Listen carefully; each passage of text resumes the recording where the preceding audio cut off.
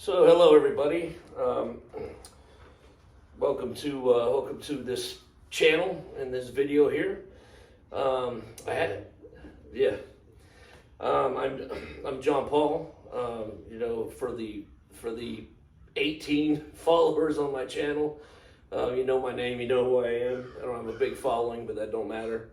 I have with me here Mr. Diamond. Say hello, Mr. Diamond. Hello. And so we're doing. I'm here with Diamond today because this man has an incredible testimony. This man actually, back in what did you say, 2020? 2022. July 2020. So back in July of 2022, this man had a really bad motorcycle accident, and he was dead for 6 hours. And this man actually had a journey that took him from hell to heaven, and we're going to explore that journey with him. And we're going to listen and hear his testimony. And so, Diamond Man, I thank you for having me over. I thank you for giving me the opportunity to actually do this interview with you. This is a great honor. So I'm just going to start out. I have a few questions for you and for our viewers here that are curious. Maybe some of these questions will answer some they may have for you. But the first question I have is, can you just give us a summary of your background, like where you grew up, just a brief summary of your family and things like that? I'm from Guyana, South America, born and raised there until I was 21 years. I came over in the United States, and I never went back when I came in 21 because I grew up most of my life in America. Because when I came I was 21, now I'm going to be 65 in 2 months. So I'm here a longer time. Happy future birthday. Yeah. So I love this country. I came here and I'm stuck here ever since. Yeah. And did y'all just move over here or? Yes, we moved here because my dad was operating a crane, and the Americans came there in the cargo ship.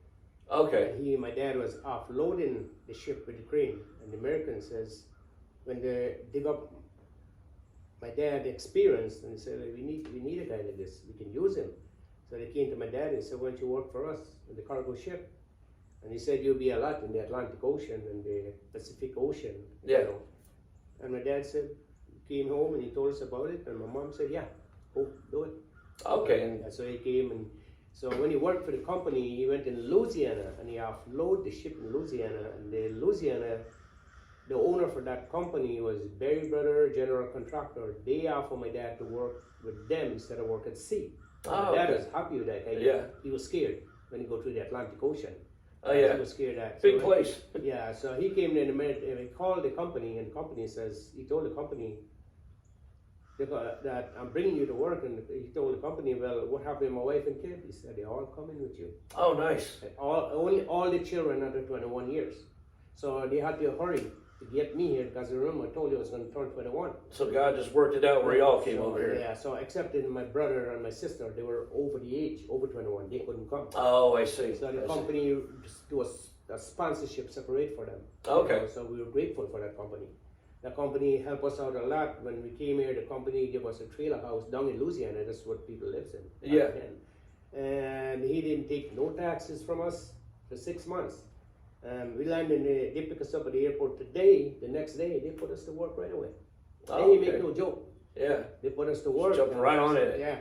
So we worked for the company, and the company, they help us out a lot. And they even went to the neighbors and he said, be nice to these people because I bring them here. And he said, I know you're not going to like them because they're from a different country and the color of the skin. Yeah. But the company, It's unfortunate he when said, it's that be situation. nice to these people. And you know, they were nice to us due to what the company went and told them. So we get along with everybody there, you know, in spite of their skin, nationality, whatever, we get along with everybody due to the company. Yeah. You know. That's good. Mm-hmm. That's good. Can you give us just a summary of your religious background, like what what your religious beliefs are and things of that nature? I grew up as a Roman Catholic from the age of 12 until the age of 21. Okay. I was a Roman Catholic. At the age of 21 is when I start into the Christianity Pentecostal movement, but I'm still was not committed to it. Because remember, I was raised a Catholic. Yeah. This Pentecostal movement is like something new to me. What, if you don't mind me asking, what brought on that change of that transition for you? Because my mom and dad, they always praying for me. Okay. Because my mother said that God promised her that my son is going to preach. And my mother told me, and my daddy told me, he said, you're running from God. And my dad told me, let's see how long you're going to run for. Yeah. Because you is not going to like the way he's going to bring you. He can bring you the easy way, or he can bring you the hard way. Yeah, and that's And that's all of us. That was me too. Yeah, I still never believed them, but when I went to the church when I was 17 years old, the Pentecostal church, it's called Full Gospel. Okay. And the pastor was bugging me every day. He's riding a bicycle, and he saw me in the street corner gambling, and he keep bugging me, bugging me. I said, why you keep bugging me for? I don't like your people. Because of the Pentecostal church, where they're screaming and yelling, and that was not my thing. So I told him, man, look, I don't like you people. Bug off. Oh wow. Yeah. Don't bug me, And he said, keep coming day after day. And I said, look, what do I have to do to get me off your back? He said, will you come to church? And he said, if I come to church, you will stop bugging me? He said, yes, I will. When I went to that church, there was a speaker from Canada named Ken Lawler. He Okay. said, there's a young man in here that God called into the ministry. I want him to sit up. I'm watching it around. As I said, this is all new for me. And I saw four guys stand up. Yeah. And Ken Lawler looked at those four guys and he said, no, the young man I'm speaking to has not stood up yet. Something lift me off the bench. Okay? Yeah, it's like a presence or something. And I'm shaking Khalif. Got the Holy Spirit came over me. I was shaking. Oh, yeah. Back and forth. Yeah. And they said, tell the other guys, you say you can have a seat. This is the young man who's speaking. He said, come forward. I don't want to go. Something is pushing me like this towards him, And I was shaking when he started prophesying over me, and I was shaking so bad. And then he said, God have called you into the full-time ministry, that he loves you and he called you to preach. I said, yeah, right. Yeah. And then my mom and dad was there. So the pastor, Kedlaw, said, I'd like to speak with your son together with the two after the service. Then Kedlaw told me, he said, look, God called you in the ministry, you got to accept his call. Yeah.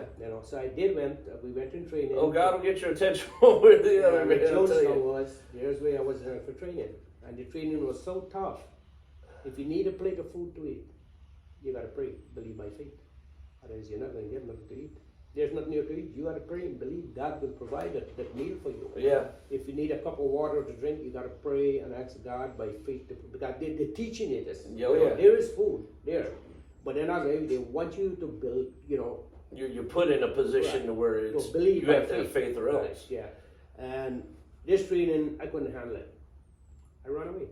Yeah. When I ran away, my mom and dad said, no, you got to go back. I said, no, I'm not going back. He said, yes, you have to go back. I said, no, I'm not. Then the pastor who had the prophecy, he said, that's okay. We'll give him training. Yeah. If you don't want to go, we'll work with him. So they work with me, and I start read the Bible, get to know more about this Pentecostal stuff, And as I said, I was not fully committed into all these things, right? Then when I came over to in America, at the age of 21, the age of 23, I was preaching in Louisiana on the street of Louisiana. Yeah. We were preaching there, and from there I went to there's a church of 500 people. And the lady pastor, I bring over a prophecy in the church. And when I bring over the prophecy, she said, you're going to preach next week. I said, me? What make you Looked right at you. She said, no, you're preaching. And my daddy was there too. He said, you're preaching next Sunday. I tried to cut all corners just not to go. Yeah. But they blocked me.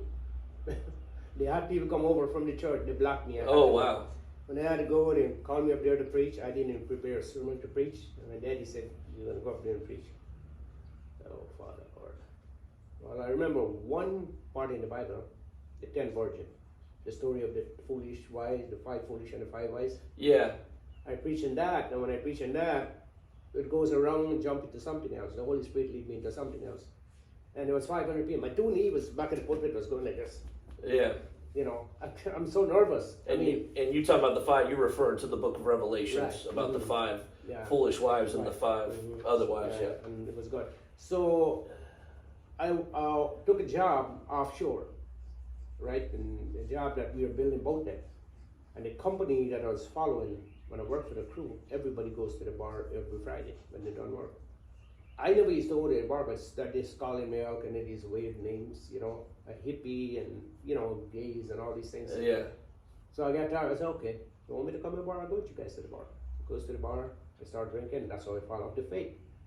And I remember when I had this motorcycle accident when I came here. So it was the drinking that got you away Right. from God. But I was not a heavy drinker. I would drink Okay. like a beer or two or a shot. But still, Yeah. it's Well, they don't call them spirits for no reason. Right. So, and when I came here in Minnesota, I was doing this. Not Minnesota. When I came to Florida here, I was doing the same thing. I was having my few drinks. Even when I come home from work, I would sit down, have a drink here, and she keep looking at me and said, "Go grab your glass, take one with me," and she did. And then when I met into this accident, as I said, I'm on my way to work. Didn't know how this accident happened. I didn't see this vehicle coming at me. Okay. I didn't see nothing. All the police report says I was going in 301 this way. Okay. This guy is coming this way, and he is overtaking another vehicle, and he runs headlong into me. So we need. And what date did you say this accident happened again? July the 11th of 2022. July 11, 2022. So when this, and you said you were on your way to work, correct? Mhm. So when this accident happened, you did you even see the guy coming? Nope. And did he hit you? Did he hit you head on Headlong. or on the side? Headlong.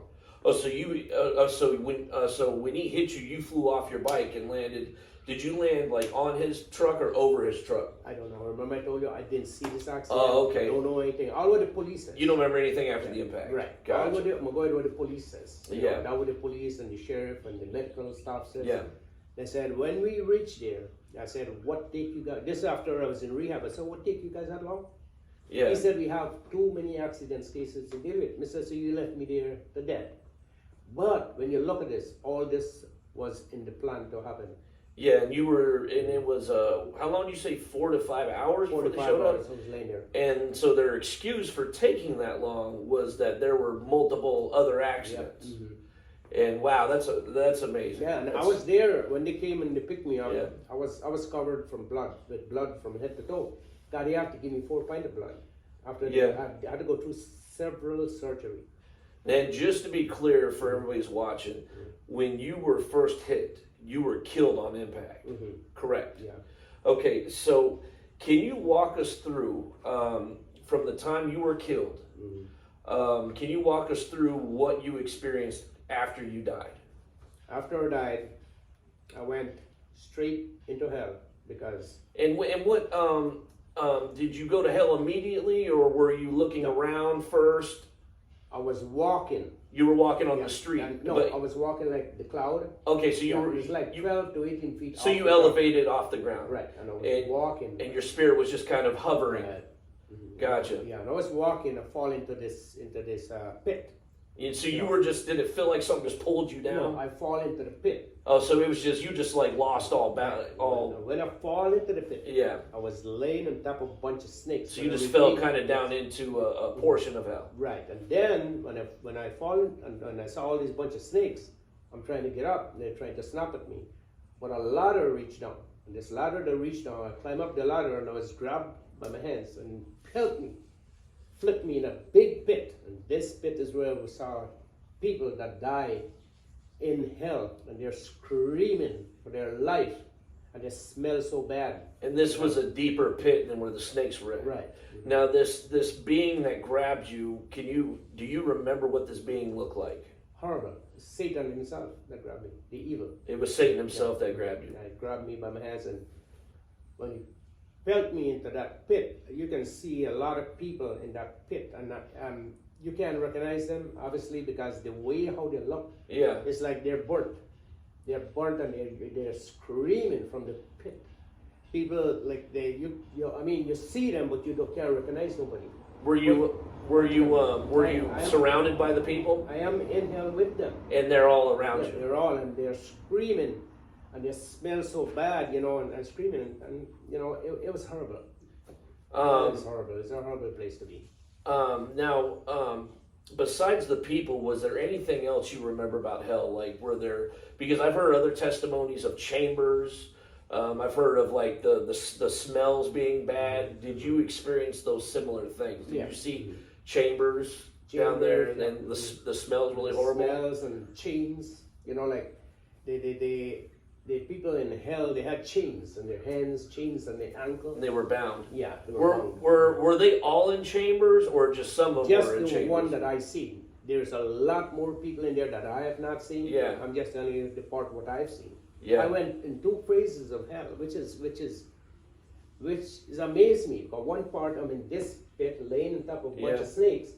Then in the other part, I went in a bigger pit where I met with Satan and his angels. A bunch of them sit in that big pit. That I Yeah. was.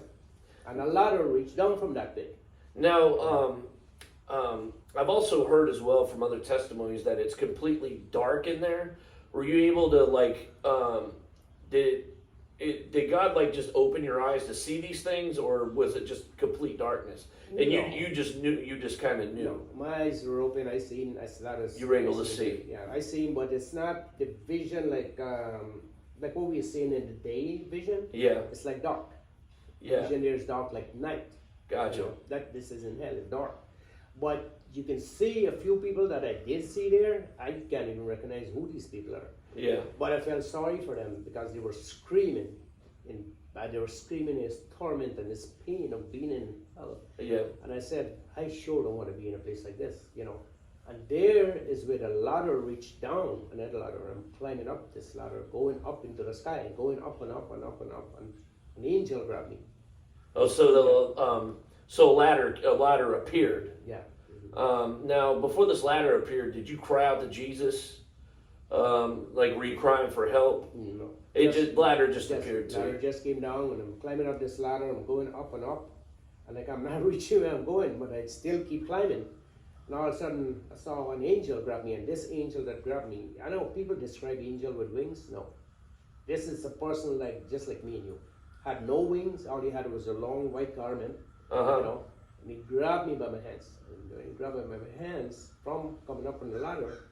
And he said, "This is heaven." Was he tall as well, like 13? The angels. Is he like a bit like kind of like a giant? Angels, we have say 3 times of my length. 3 times your height. Oh, okay. So yeah, so they're huge. he's up there. Yeah. And when So he pulls you into a garden. he pulled me, I was in this beautiful garden, and I was in the garden, and I looked to the left, and I saw a bunch of angels, and these angels all had white garments. Okay. And they were all singing. I never heard, I can't remember the chorus what they were singing. I never heard those kind of songs before. Yeah. But it's beautiful. I never heard anybody sing like that, It was so beautiful, and these angels were all smiling with me. They're not talking, they're just smiling, Yeah. And then I look over to the right, and then I saw this person with a long gown, and I said, this got to be Jesus. But I couldn't see his face. His face was bright like the sun, like transfiguration up in the mountain, Okay. right? When Jesus was up in the mountain. Yes. He's bright, bright, bright, bright. But what I said, this got to be Jesus. That's my subconscious mind is telling me this got to be Jesus. So I went there and I grabbed his feet, and I said, I don't want to come back here. I said, it's beautiful up here. I want to stay up here. He said, no, I'm sending you back. You have work to do for me. Oh, okay. So you said, yeah. That is when, in the hospital, where they said, oh my God, this guy coming back. He's coming back. When you get that thing like this, Yeah. when I hook you The up. EKG meter. Right, probably. It was just flat, and then it started beeping. Mhm. So before you came back to your body, right? And you seen Jesus. Did you see the hole? You seen the holes in his hand? He had the prints in his 2 hands. So he still had the holes. He had the prints in his hand. And then, and off camera, me and you were talking about a chamber that you went into, like a conference room you were describing. Can you go into detail what happened in that room? In that conference room, he had a big table, a huge table, and the rims on this table is all gold. you know, and the chairs, even the chairs, all gold, Solid gold. solid gold. And what about the table And itself? the table itself is beautiful, decorated with fruits, Oh, okay. big basket of fruits.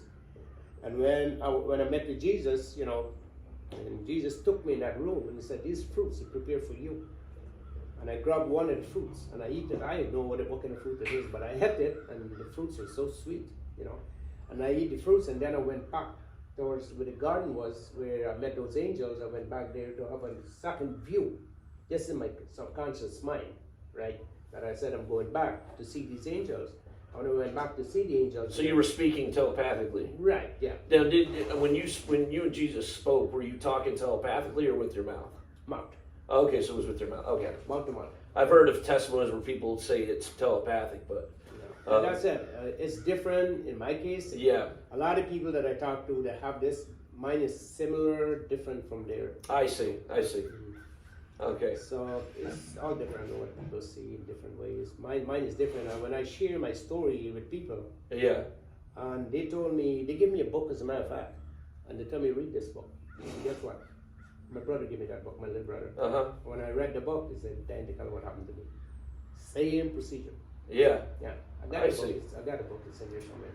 Okay. Yeah, so it's the same thing. And my brother sent me that book to read because when I told him what I went through, that's why he sent me this book. So when I read this book, I called my brother. I said everything that the book speak of, identical is what happened.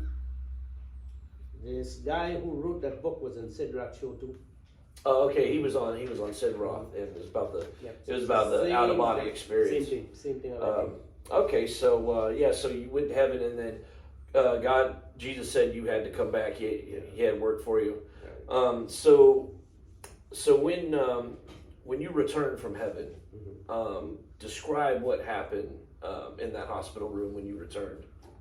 When I returned and life came into my body in the hospital, you know, and everybody that surrounded me, including the nurses, and they came and they were looking at me and they said, "We don't know what to say. We don't know how you make this, how you came through this." Yeah, I told them, I said, "You believe in God?" they're amazed you're They said, alive. "Yes." And they said, "You know what? Consider yourself a miracle. What happened to you?" But when I was laying in the hospital, I was in so much pain. And the pain that I was in so much, remember I had my legs broken in 7 different places. Yeah. My 2 hips were broken, you know. My neck was fractured. My, where else was damaged for me? A lot of places were damaged in my body, and I was in so much pain. And the nurses that was attend to me, they give me this med, you know, she refused to give me this medication. And I'm crying out there in pain, in so much pain. I said, "God, why you make me come back here to suffer this pain? Yeah. I was so happy with you up there. Look, this is what I came back to." So I said, "God, I wish I would have been there. Yeah. I'm coming back into this." I even told my wife when she came in the hospital, and I told her, I said, "If anything wrong with me, would you be able to take care of yourself?" And she said, she came over in and said, telling her sister and mother, and I said, "Why did you say that? I can't understand why you would say something like that." And then when they came in the hospital, they told me, "You remember?" I said, "What? I didn't remember I tell you guys that." You know? Oh, interesting. Yeah, I said, "I don't have a clue to ever say that to you guys." He said, "Yes, you did." I said, "Well, I don't know why you tell you that, but I didn't want to live." Put it this way. Yeah, Yeah. because the pain was so Yeah, bad. The pain was so bad, I don't want to live. Getting to that pain that you felt from the accident, waking up in the hospital, would you say that was worse than the pain you experienced in hell, or was the pain you experienced in hell worse? The pain in the hospital was worse. The pain in the hospital is worse than the pain in hell. Gotcha. Because I remember when I was in the hell, I didn't see a whole lot of people, just a few people that I seen there. Did it seem like you were in hell for a long time or just a short time? No, I was there. I was in there like probably about 15 minutes. Yeah. Did it feel like 15 minutes, or did it feel way longer? It felt way longer. Felt way To me, longer, it was like right. 15 minutes. And Yeah. in 15 minutes in hell, and in heaven it's about the same 15 minutes. Yeah. So they're both like. So you just kind of got a brief right. glimpse of what's to come when we don't give our lives to God, and we live our lives away from God. You know, there's a place for people. You know, if you don't want to live your life with God, that's fine.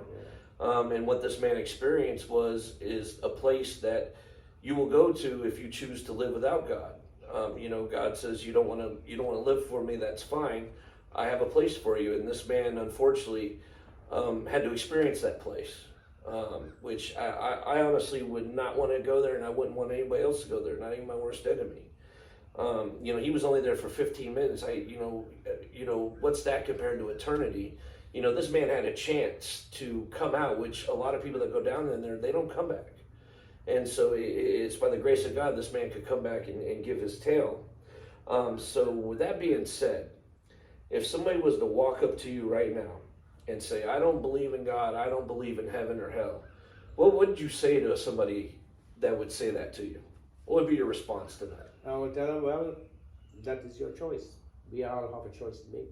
If you choose not to accept Jesus Christ, death, burial, and resurrection, then you goes to condemnation. If you accept Jesus Christ, death, burial, and resurrection, and you ask him to come into your life, then you have a place in heaven, yes. Yeah. But if you refuse Jesus Christ, that's your option that you have to make. That's something you take. And my thing that I would tell people, hell is not a place that you want to go. Heaven is a beautiful place. You want to go to heaven. You don't want to go to hell because the torment that the people are screaming, blazing up in the fire there is terrible. Because how do you think you would have felt if that ladder never came? If God didn't extend that down to you. I would have been in hell born into eternity. Yeah. And that's not something you'd wish upon any man, right? Yeah. So or any person for that matter. He rescued me out of there because he have a mission for me to complete. Yeah. Because I'm like, I picture myself like Jonah at sometimes during all because Jonah run from God when God told him to go preach to the Ninevites. Yeah. When God called me at the age of 17 to go into the ministry to preach, what did I do? I ran. You ran. Yeah. And he had to bring me this hard way. Yeah. This accident. Because my mom and dad told me, he said, God's going to bring you, but you're not going to like the way he's going to bring you. If you don't accept the call he put in your life, he's going to bring you the hard way. Yeah. When I was in a hospital bed, and I regained my thing, and they put me in rehab, and my memory started coming back, because remember, I hit my head. Accident, so I couldn't remember. I seen the pictures. Yeah. And then I said, after I had I had the memory loss for a little bit, but the doctor told me, your memory will come back, do a lot of reading. So I'm doing a lot of reading, and since I do a lot of reading night and day, and my memory is coming back. And then I keep praying about it too. I said, God, you bring me back here. You want me to preach. You got it, and give me the memory back so I can understand what I read in the Bible, so I can be able to go and tell people, preach to them out there. And that's how memory come back with me. And everything I prayed and asked God for, I said, you know what? You're not going to leave me in this mess. You bring me here I would have been in hell. Yeah. But you get me out of there and you bring me back. So if you bring me back here, you got to take away these pains from me. There's a lot of nights I go into bed. My wife think I'm in there sleeping because sometimes I could go in and she said she's not going to sleep in the room. She's going to go in there because I keep waking her up. And she said, sometime in there, I'm just like I get the kick back when I had this accident. Like it's coming back into my, I don't want to go back there. Yeah. But somebody's coming back, and in the night sometimes I scream and so I can't get to sleep. Yeah, so the memories are very horrible. Right. Yeah, like it's coming back. I've heard of other people that have experienced hell, and I've heard that they've had like PTSD because of it. And that's, that kind of just gives you an idea of how horrible that place is. Just the memories alone are just so horrifying. I just have one more question for you. Last but not least, is there anything else you would like to say to our viewers out there? Any final thoughts? Yes. My final thoughts would be to the people out there is accept Jesus Christ, death, burial, and resurrection as the Son of God. Because you cannot enter into eternity without Jesus Christ. Only through Jesus Christ we can enter into the kingdom of heaven. So we had to go through Jesus Christ before we get there. So I advise everybody, even my worst enemy, turn your life to Jesus Christ because it's the only way. There is no other way. Buddha is not going to take you to heaven. Krishna is not going to take you in heaven. Muhammad is not going to take you in heaven, because none of them went to the cross. Only Jesus Christ did. Amen. Christ went to the cross. His blood was shed for the. If John 3:16 said, God so loved the world that he gave us his only begotten Son, that whosoever believeth shall not perish but have everlasting life. So we all got to accept that before we enter into the kingdom of heaven. Amen. Well, Brother Diamond, I thank you for your testimony. Right? I hope this testimony blesses it will. viewers out there. I'm pretty sure it will. Yeah, it was really great having you, man. Right. And praise God to everybody out there. We hope this blesses your life, and we hope that this will truly do a work in everybody's life out there. Everybody take care, okay? Okay, thanks a lot, man.